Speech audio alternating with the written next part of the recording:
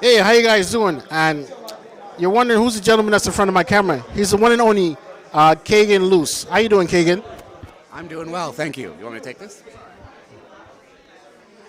Hi, how you doing today? I'm Cagen Luse. So, tell me, how did you get your start working in comics? Who inspired you to become a comic book writer slash artist? Well, I've always loved comics ever since I was a little kid. Grew up reading, Garfield and Calvin and Hobbes, and really loving that style of comic. And then when I was about 9 years old, I entered a comic contest at a comic convention, and won. And was presented an award by Kevin Eastman, one of the creators of Teenage Mutant Ninja Turtles. And since that moment, I've just been in love with making comics, and for my entire life, pretty much. Okay, I see you got a lot of product here, and you're very straight up to the point. And it seems to me like you like to involve your family members in the books. Why is that?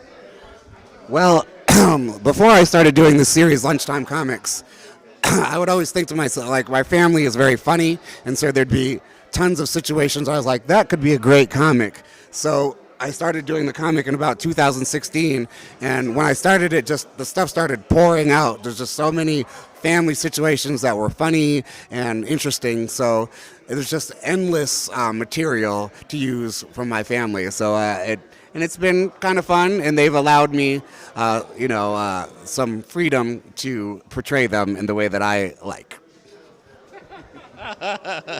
In other words, you have to pay them hush money, which is fine, which is totally fine. Okay, so I noticed you have a very peculiar book on your table, Racially Ambiguous. So please educate the audience. What's that book all about? All right. So growing up, excuse me, as you can see, as you're watching this, that I am somewhat racially ambiguous. So as growing up, I got asked a lot, what are you, where are you from? And, it just got tiring after a while, so I eventually made a shirt that said racially ambiguous, just kind of rejecting the idea that you have to describe yourself racially. So then I started making comics and talking about that, and so I created the Racially Ambiguous Guidebook to capture that experience as a kind of racially ambiguous person coming up. And as I've been out here and selling it, I found that, because I felt very alone in that when I was a kid. So coming out and selling it and sharing it with other people, I found that a lot of other people felt that way and, identify themselves as racially ambiguous, kind of between races or not, obviously one race or another.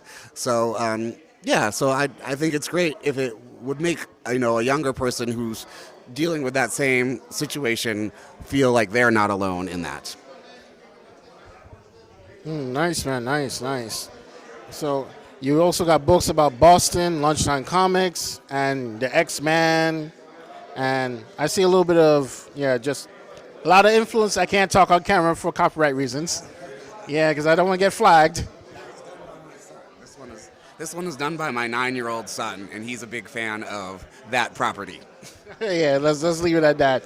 Cool, man. So if anybody wants to reach out to you to work with you in the future, what's the best way for them to go about it?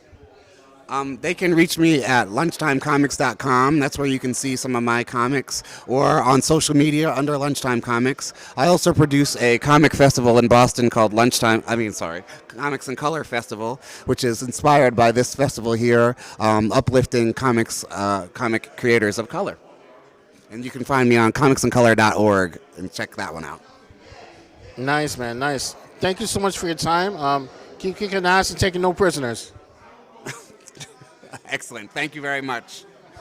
That's a wrap, guys. Until next time. Bye-bye.